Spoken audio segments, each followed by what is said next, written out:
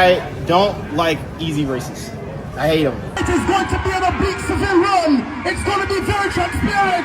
A massive run. Look at the time as well. Because I'm one of the top elite athletes in the world, and no one can take that away from me. Away to the red corner. Kissing Thompson got away well. Kissing Thompson in control.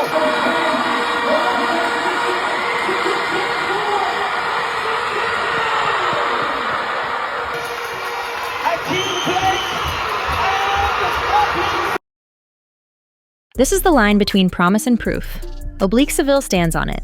Jamaica's next up for years, fast in May, quiet in August. The question won't go away.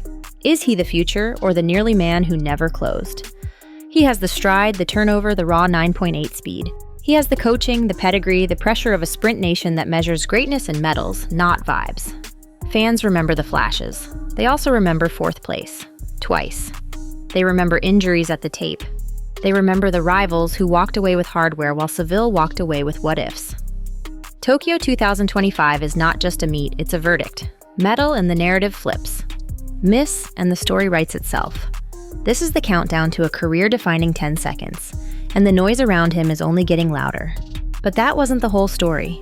Fourth in 2022, fourth in 2023, a near miss in 2024 that ended with a grimace and a step short of the line.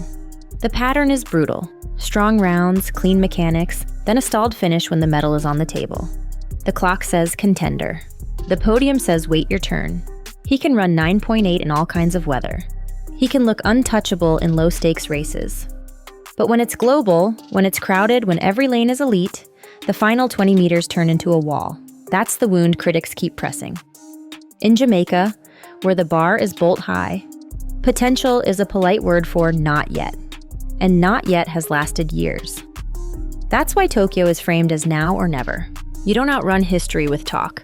You outrun it with metal around your neck. And the rivals know it, which is where this gets tense. Kishane Thompson, unstoppable heat in 2025, and unbeaten against Seville as a pro. Kenny Bednarik, same story. When it counts, he lands the punch. Noah Lyles, Seville can nick him in a casual meet, but Lyles turns into a closer in finals. Head-to-head matters. It's confidence on the line. You can feel it in the set position.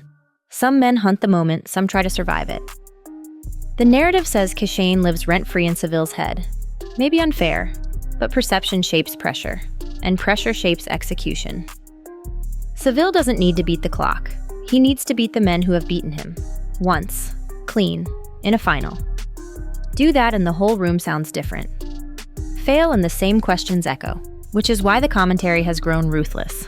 If Seville's rivals are a problem, his critics are a storm, and they are relentless. Across social media, commentary threads, and track circles, the language is brutal. If he doesn't medal, his career is finished. He's scared of Kishane, a runner who shines in the regular season but collapses when it counts. Some call him a fraud, others a disappointment, and some even suggest he's been living off hype that he's never truly earned.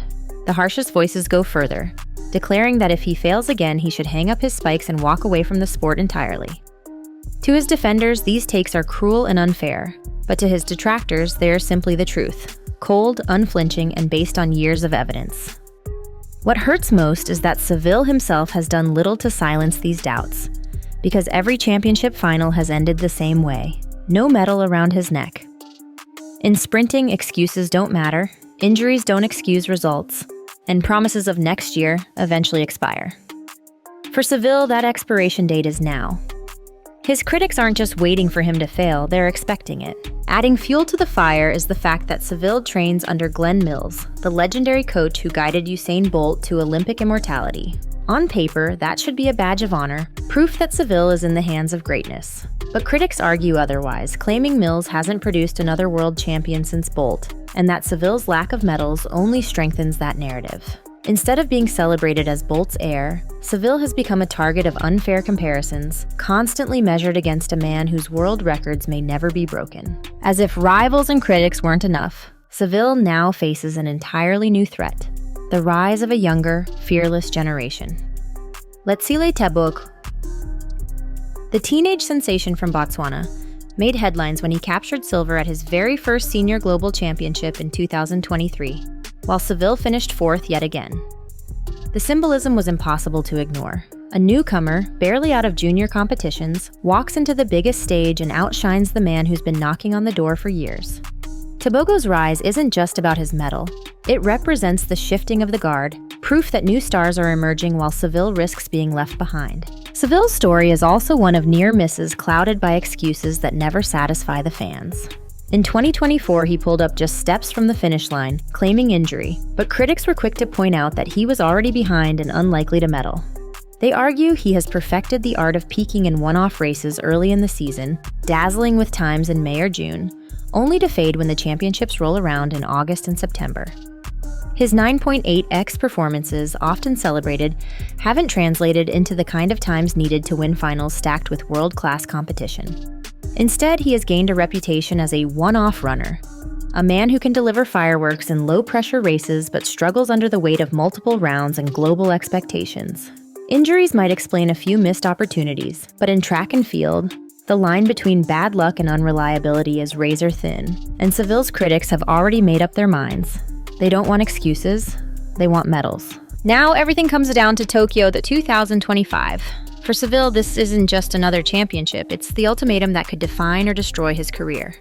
His critics have drawn a line in the sand, medal or fade into irrelevance.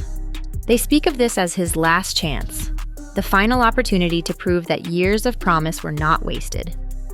In Jamaica, where sprinting legends are celebrated like royalty, the demand for excellence is ruthless, and patience is thin. If Seville delivers, he can silence every critic and finally step into the spotlight as Jamaica's next great sprinter. But if he fails, the narrative is already written. Wasted potential, a career defined not by glory, but by disappointment.